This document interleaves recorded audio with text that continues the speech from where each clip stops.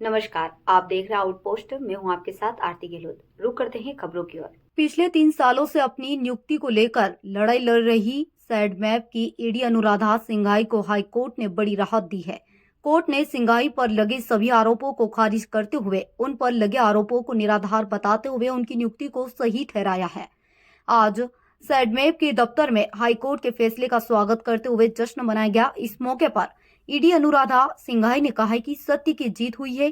3 सालों के दौरान उन्होंने अपने ऊपर लगे सभी आरोपों की लड़ाई लड़ी और आज उनकी लड़ाई की जीत हुई है। उन्होंने आगे कहा है कि जिन लोगों ने नियुक्ति को लेकर आरोप लगाए थे, उन्होंने कई बार उन्हें जान से मारने का प्रयास भी किया। इसके बावजूद भी वह डरी नहीं और लगातार उनका संघर्ष जारी रहा। संघर्ष के बाद अब उनकी जीत हुई है। अनुराधा सिंघाई ने बताया है कि नियुक्ति के बाद से ही उनके विरोधी उनकी नियुक्ति को लेकर झूठे आरोप और एफआईआर, आरटीआई लगा रहे थे। जब मैंने ज्वाइन किया तो संस्था काफ़ी लॉस में थी।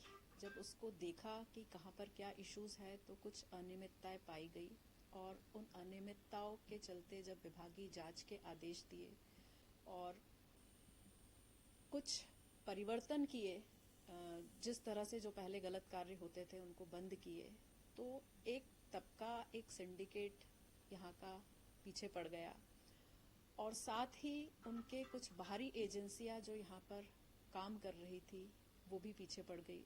विशेष करके जो मैन पावर में लगी हुई थी उनमें से विशेष तौर पर जैसे रतन एम्पोरियम जैसी एजेंसी जो राजस्व चोरी भी करती थी। जीएसटी विभाग का भी हमको पत्र प्राप्त था कि जीएसटी की चोरी कर रहे हैं, पीएफ की चोरी कर रहे हैं।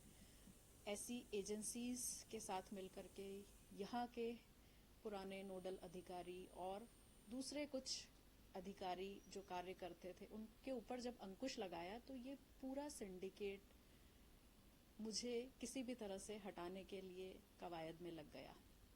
और ये जो इनकी कवायद थी साम दाम दंड भेद करके किसी भी तरह से मैं कार्य कर रही थी माननीय प्रधानमंत्री और माननीय मुख्यमंत्री जी की भ्रष्टाचार पर जीरो टॉलरेंस पॉलिसी पर कि संस्था में भ्रष्टाचार नहीं होने देना है और साथ ही हमें संस्था को गुणवत्ता के तौर पर आगे ले जाना है, गुणवत्ता के कार्यक्रम करना है, ट्रेनिंग में भी, मैन पावर उपलब्धि में भी हमें पारदर्शिता लानी है।